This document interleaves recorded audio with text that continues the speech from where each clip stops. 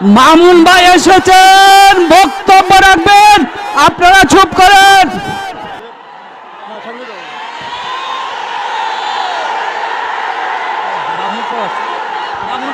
নারায়ে তাকবীর, মামুন হকের আগমন, নারায়ে তাকবীর, মামুন হকের আগমন, মামুন হকের আগমন, নারায়ে তাকবীর, মামুন হকের অ্যাকশন।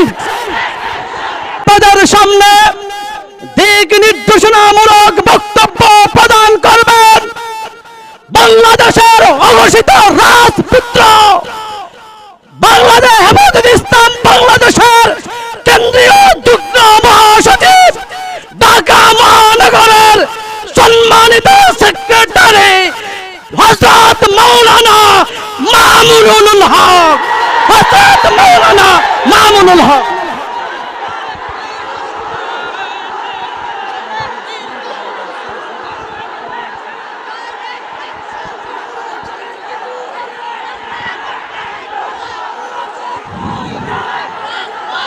السلام عليكم ورحمة الله. نحمد الله تعالى ونصلي على رسوله الكريم. أما بعد، أعوذ بالله من الشيطان الرجيم. بسم الله الرحمن الرحيم. ومكروا ومكر الله والله خير الماكرين. صدق الله العظيم. 26, 27, 28 মার্চ 3 দিন ব্যাপী বাংলাদেশের হেফাজতে ইসলাম বাংলাদেশ কর্মী ও দেশপ্রেমিক তৌহিদি জনতার উপর নির্বিচারে গুলি চালিয়ে বৃষ্টি তাজা প্রাণ হত্যার প্রতিবাদে আয়োজিত আজকের হেফাজতে ইসলাম বাংলাদেশ ঢাকা মহানগরীর বিক্ষোভ সমাবেশে উপস্থিত সংগ্রামী সভাপতি, উপস্থিত হেফাজতে ইসলাম বাংলাদেশের কেন্দ্রীয় মহানগরী নেতৃবৃন্দ, সংগ্রামী বিক্ষুব্ধ তৌহিদি জনতা, আজকে দেশব্যাপী হেফাজতে ইসলাম বাংলাদেশের শান্তিপূর্ণ বিক্ষোভ কর্মসূচি পালিত হচ্ছে। হেফাজতে ইসলাম কেন আজকে বিক্ষোভ করার জন্য রাজপথে নেমেছে? আজ বাংলাদেশের এপ্রিল মাসের 2 তারিখ হেফাজতের তো রাজপথে থাকার কথা ছিল না।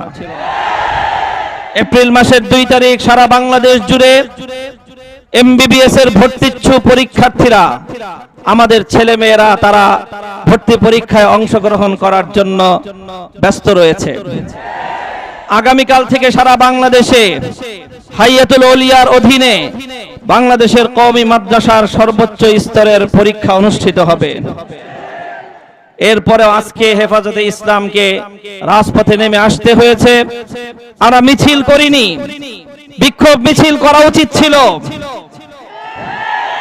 জঙ্গি কর্মসূচি দেওয়া উচিত ছিল, আমরা দেইনি। জনগণের দুঃখ কষ্ট লাঘব করার জন্য হেফাজত কতটা সহনশীল আজকের কর্মসূচি তার প্রমাণ।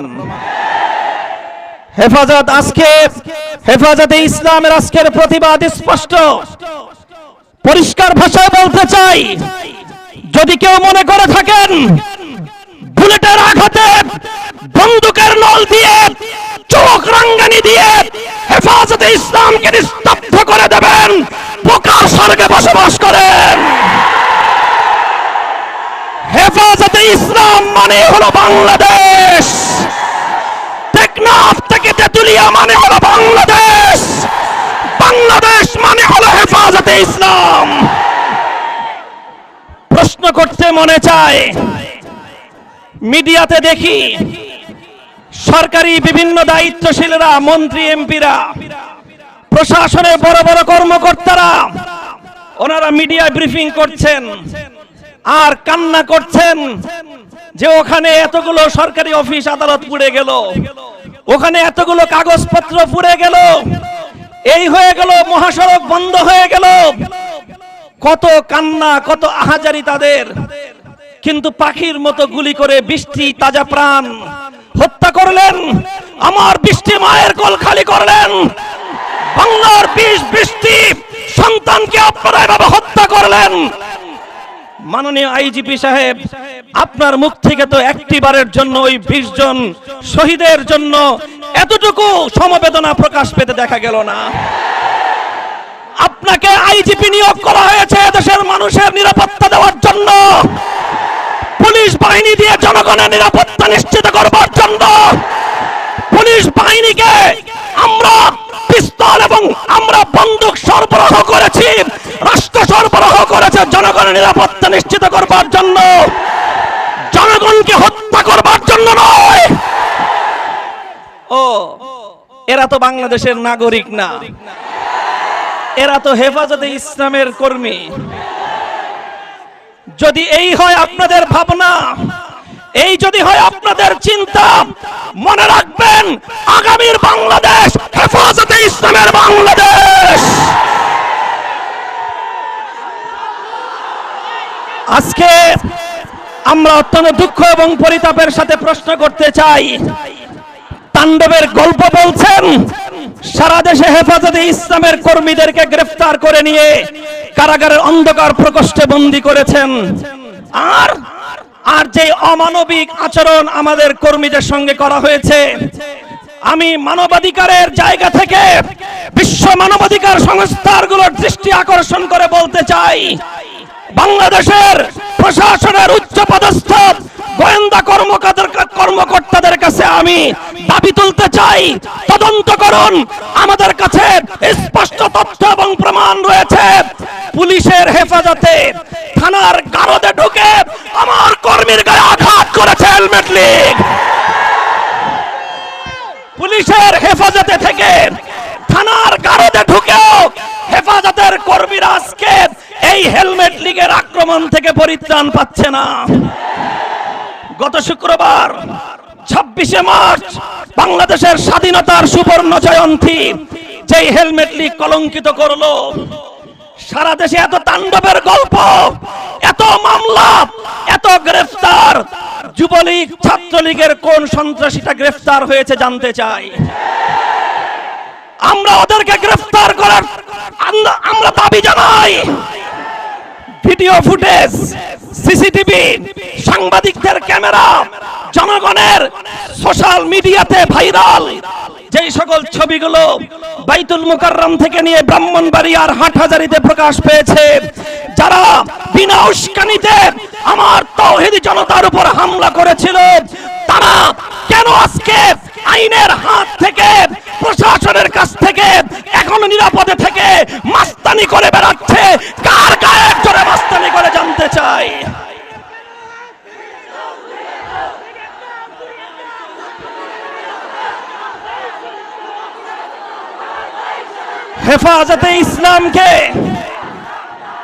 হেফাজতে ইসলামকে কলঙ্কিত করবার জন্য, হেফাজতে ইসলামকে জনগণের সামনে হেয় প্রতিপন্ন করবার জন্য নতুন নতুন নাটক সাজান। মাদ্রাসাগুলোতে সংরক্ষিত কোরবানির ছুরিগুলো কোন কাজে লাগে জানেন না? এগুলো দিয়ে কি করা হয় আপনারা টের পান না? আপনারা কোরবানির চামড়া নিয়ে যা তামাশা শুরু করেছেন, আগামী দিনে কওমি মাদ্রাসার ছাত্ররা রাষ্ট্রকে বিনামূল্যে কোরবানির দিন যে সার্ভিস দেয় সেটা হয়তো বন্ধ করে দিতে হবে। তখন হয়তো আমরা কোরবানির ছুরিগুলো সংরক্ষণ করব না। এই ছুরিগুলো দেশের কল্যাণে নিয়োজিত, এই ছুরিগুলো দেশের ধর্মপ্রাণ মুসলমানদের কোরবানির দায়িত্বে নিয়োজিত। বারবার এই ছুরি নিয়ে আপনারা নাটক করেন, এই নাটক তো অনেক পুরাতন হয়ে গেছে। এরপরে আবার নাটক মঞ্চস্থ করা হয়েছে, কারা করলো জানতে চাই, মুখোশ উন্মোচন করতে হবে। মিডিয়া কর্মীদেরকে একটা কথা বলবো, মিডিয়া অনেক শক্তিশালী আমরা মানি, মিডিয়া আজকে বাংলাদেশ নয় সারা পৃথিবীকে নিয়ন্ত্রণ করে সেটাও জানি। মিডিয়ার কর্মীদেরকে বলবো, মিডিয়াগুলোকে লক্ষ্য করে বলবো, আপনারা যতই প্রভাবশালী হন, যতই শক্তিমান হন, পরিবেশ পরিস্থিতিকে যতই নিয়ন্ত্রণ করেন, মনে রাখবেন আল্লাহর চেয়ে শক্তি আপনাদের বেশি নয়। ইসলামের বিপক্ষে আপনারা আপনাদের অবস্থান গ্রহণ করছেন। আপনারা ব্রাহ্মণবাড়িয়ায় সরকার দলীয় সন্ত্রাসী এমপির বিরুদ্ধে রিপোর্ট করতে পারেন না।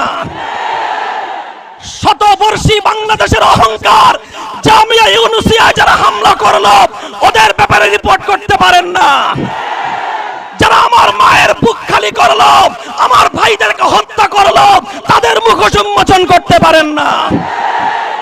আপনারা পারেন হেফাজতে ইসলামের কল্পিত তাণ্ডবের কাহিনী রচনা করতে। আপনাদেরকে অনুরোধ করি 2013 সাল থেকে তো চেষ্টা করছেন হেফাজতে ইসলামকে মাইনাস করবার, হেফাজতে ইসলাম সম্পর্কে জাতির কাছে নেগেটিভ তথ্য উপস্থাপন করবার। কি হয়েছে? আপনারা যত চেষ্টা করছেন ওয়ামাকারু ওয়ামাকার আল্লাহ, আপনাদের সকল অপচেষ্টার জবাব দিচ্ছেন আমার আল্লাহ। আপনাদের কাছে টেলিভিশনের পর্দা আছে, আমাদের কাছে 3.5 লক্ষ মসজিদের মিম্বার আছে। আপনাদের কাছে যদি জাতীয় পত্র পত্রিকা থেকে থাকে, আমাদের কাছে সামাজিক যোগাযোগ মাধ্যম রয়েছে। জনগণকে আগের দিনের মতো এত বোকা ভাববেন না। বলবো বস্তুনিষ্ঠ সংবাদ পরিবেশন করেন। ব্রাহ্মণবাড়িয়ার মিডিয়ার কর্মীরা কেউ ভুলক্রমে হয়তোবা আবেগের বশবর্তী হয়ে কোনো গ্রামের কেউ, পল্লিগায়ের কেউ না চিনে না বুঝে হয়তো প্রেস ক্লাবে অথবা 2-1 জন সাংবাদিকের উপর কোনো ধরনের তারা ভুল আচরণ করে থাকতে পারে। কেন্দ্রীয়ভাবে আমরা সেজন্য দুঃখ প্রকাশ করেছি। আমাদের কথা আপনাদের ভালো লাগলো না, আপনারা হেফাজতকে বয়কট করার সিদ্ধান্ত নিলেন। মনে রাখবেন, যদি ইসলামকে বয়কট করেন, হেফাজতে ইসলামকে বয়কট করেন, এই জনগণ মিডিয়াকে বয়কট করবে। আমরা চাই মিডিয়া অতীতেও যেমনি ভাবে দেশ জাতি গঠনে গুরুত্বপূর্ণ ভূমিকা পালন করেছেন, সরকারের সমালোচনা করুন। সরকার দায়িত্বশীল মহল, সরকারের সমালোচনা করে সঠিক পথ দেখান। সরকার যেন জনগণকে এভাবে গুলি করে হত্যা করতে না পারে, তার বিরুদ্ধে আপনারা সোচ্চার হন। আপনারা যদি এ পথে চলেন, জনগণ আপনাদের সাথে থাকবে। সর্বশেষ কথা, হেফাজতে ইসলাম সম্পর্কে সকলকে বলবো রিমেম্বার ইট, ভালো করে মনে রাখবেন, হেফাজত কারো তল্পিবাহক নয়। আপনার মন পুত হলো না, বলে দিলেন হেফাজত জামাতের সাথে বিএনপির সাথে আতাত করেছে। আপনার ভাল লাগলো না, বলে দিলেন হেফাজত সরকারের দালালি করছে। হেফাজতে ইসলাম নিজস্ব শক্তির বলে আল্লাহর রহমতের উপর ভরসা করে কাজ করছে। হেফাজত যখনই দেশের বিরুদ্ধে ষড়যন্ত্র হতে দেখবে, ইসলামের বিরুদ্ধে ষড়যন্ত্র হতে দেখবে, দেশের জনগণের বিরুদ্ধে ষড়যন্ত্র হতে দেখবে, কারো রক্তচক্ষুর পরোয়া করবে না, রাজপথে নেমে আসবে ইনশাআল্লাহ। আগামী দিনে আমির হেফাজত আল্লামা জুনায়েদ বাবুনগরীর পক্ষ থেকে যে কোনো আন্দোলন সংগ্রামে সাড়া দেওয়ার জন্য, বাংলাদেশের ভাবমর্যাদা রক্ষা করবার জন্য আরো বড় ত্যাগ আর কোরবানি স্বীকার করতে আমরা প্রস্তুত রয়েছি। বৃষ্টি জীবন দিয়েছি, প্রয়োজনে 1000 ভাইয়ের শাহাদাতের রক্ত ঝরবে। ইসলামকে মাইনাস করতে দেব না, বাংলাদেশকে কলঙ্কিত করতে দেব না। রক্ত দিয়েছি, জীবন দিয়েছি, আরো দেব। দেশের ইসলামের পক্ষে হেফাজত ছিল, হেফাজত থাকবে ইনশাআল্লাহ।